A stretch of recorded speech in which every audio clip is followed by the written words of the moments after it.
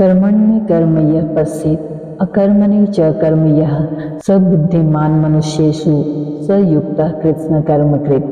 जो मनुष्य कर्म में अकर्म देखता है और जो अकर्म में कर्म देखता है वह मनुष्यों में बुद्धिमान है और वह योगी समस्त कर्मों को करने वाला है।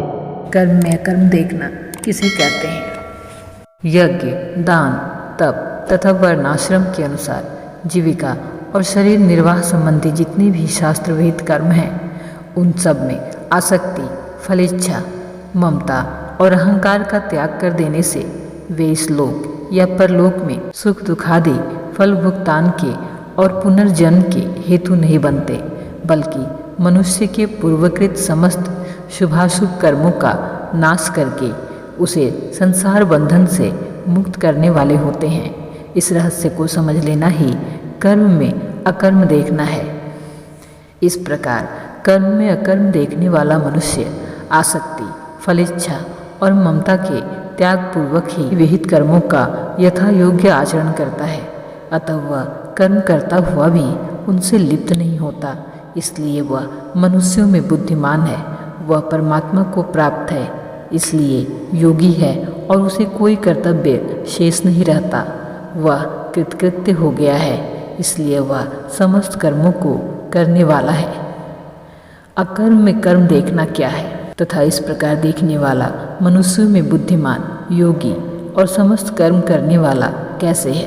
लोक प्रसिद्धि में मन, वाणी और शरीर के व्यापार को त्याग देने का ही नाम अकर्म है।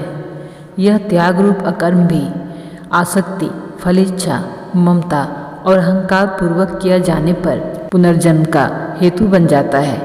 इतना ही नहीं, कर्तव्य कर्मों की अवहेलना से या दंभाचार के लिए किया जाने पर तो यह पाप के रूप में बदल जाता है। इस रहस्य को समझ लेना ही अकर्म में कर्म देखना है।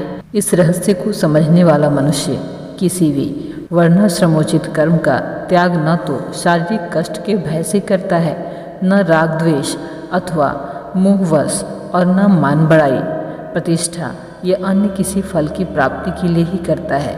इसलिए वह न तो कभी अपने कर्तव्य से गिरता है और न किसी प्रकार के त्याग में ममता, आसक्ति, फलेच्छा या अहंकार का संबंध जोड़कर पुनर्जन्म का ही भागी बनता है।